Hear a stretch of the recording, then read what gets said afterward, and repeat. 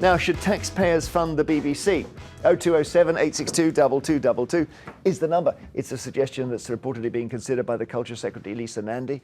So it would mean abolishing the current licence fee, which around 24 million households each pay. That's £169.54. Or if you only watch black and white, you pay £53.50. I love that. Still going, the black and white licence.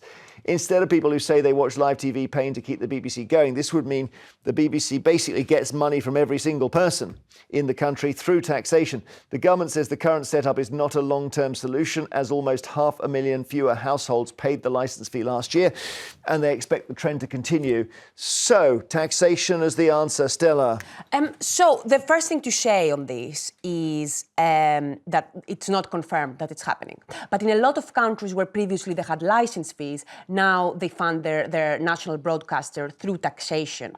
The benefit would be that if you spread the taxation, if you spread the costs across everyone, it would be a very, very low number. What you would be paying is a lot less than what license fee users are paying now. The other thing I would say is that a lot of people, they may think they're not watching BBC and they may think they don't want to watch live TV, so they should not be paying.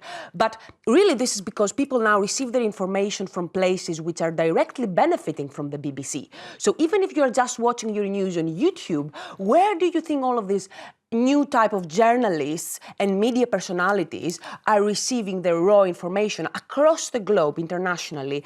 There are people who are relying on the BBC for the validity of information and the fact-checking that it is providing. I'm not saying it's perfect. It's not. No. You talk about World Service and all that, which is, I think, funded separately direct from the Foreign Office now. So that would probably be out with this. I'm not sure. But what do you think about this, Jamila? Absolutely not. Really? Absolutely not. I think the BBC has a lot of work to do.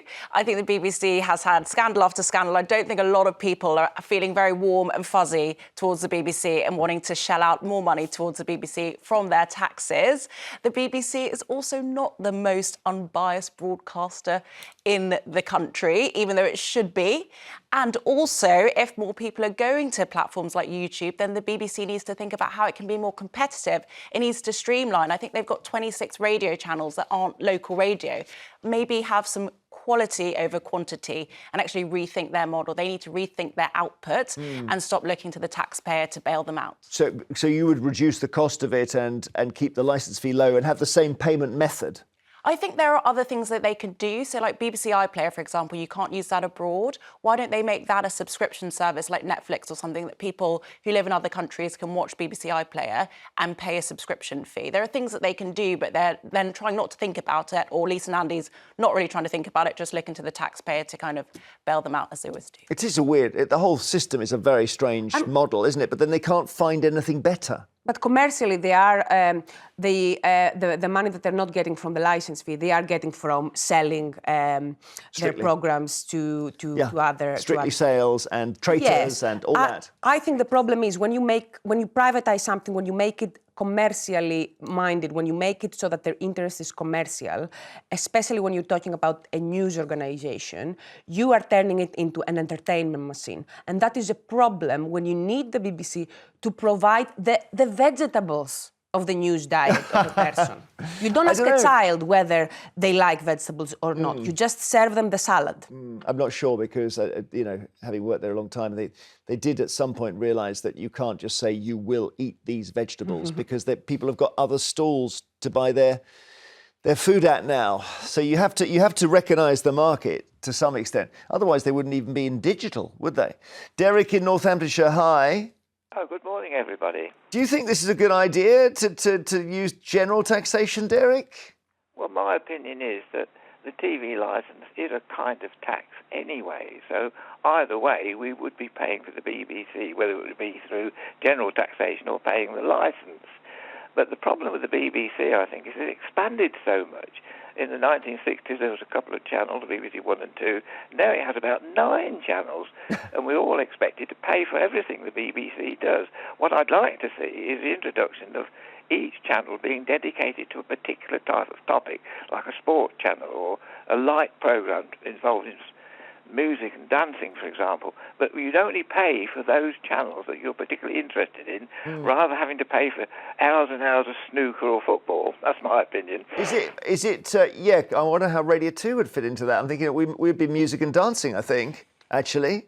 Yes, exactly. But then the whole BBC thing is to kind of mix things up. So the show I do on Radio 2 is a news music show, or mainly news. And I suppose the BBC model is to say let's have Vernon Kay who does music, and then Jeremy does news, and then after Jeremy it's DJ Spoonie or Scott Mills or Trevor Nelson or it. So you're kind of giving people everything, Derek. You don't think that works anymore? Well, I think people are interested in certain types of topic. For example, I mean, I'm not very interested in food or cookery programmes, but there's hours and hours spent on that. But I rather think the BBC is trying to produce programmes quite cheaply, but we still pay a very hefty price for them. Maybe, I don't know. What do you think, Jamila? There are probably about a third of the shows on the BBC that could just be axed. Well, name what? You'd get rid of radio, I bet, would you? I actually like radio. Radio is the best bit of it. Yeah, I agree. Well, there are too many channels. They don't need 27 radio channels. All That's right, well, insane. I'm, as always, staying out of this one. Thank you, Derek, very much indeed. Talking about the BBC, how it should be funded through general taxation. I guess if the key thing about general taxation is if you're a working adult, you would be paying for the BBC even if you've taken a choice not to have a TV and not to watch it.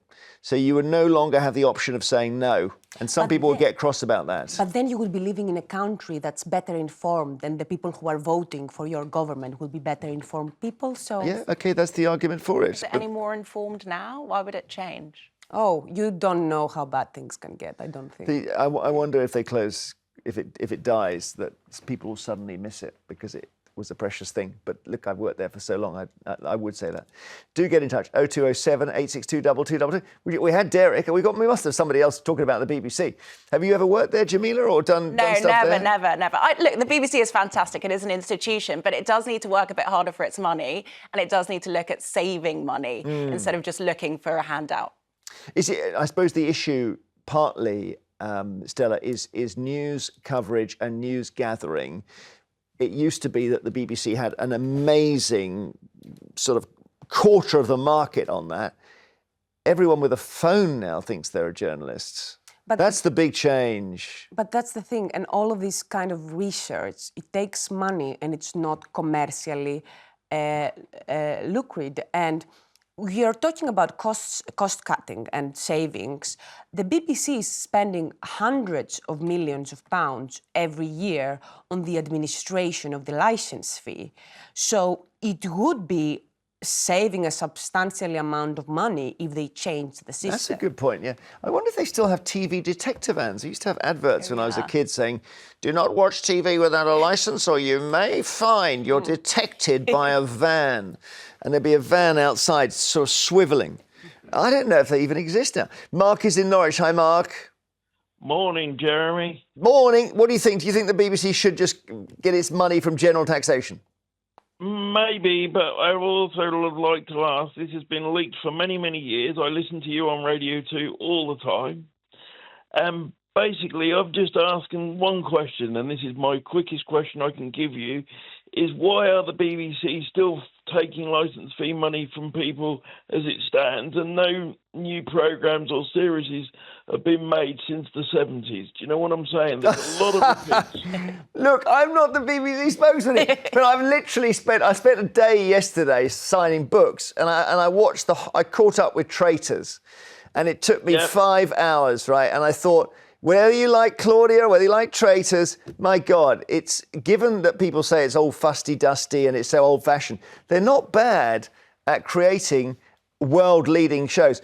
And when Traitors finished, when I did my 5 hours, I watched the whole thing, Mark, and then without me asking it to, it then bumps into American Traitors. Yeah, so obviously so that's the spin-off. So come on, Mark, they've done better than that.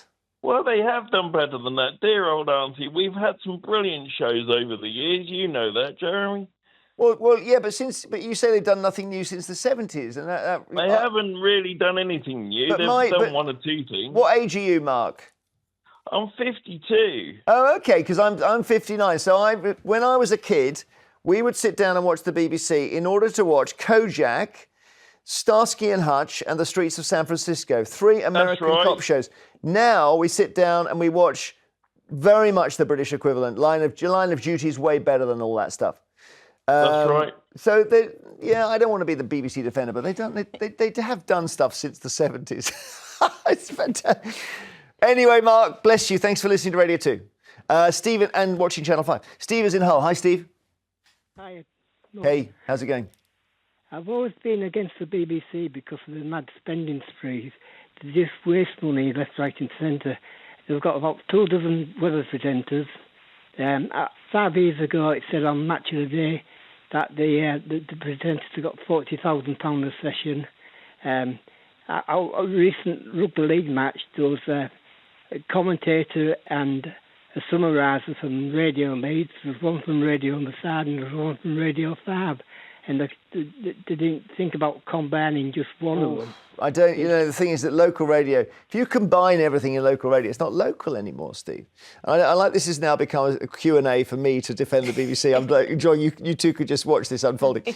So, Steve, you think that, it sounds to me like you think it's got better, has it, since you got angry? No?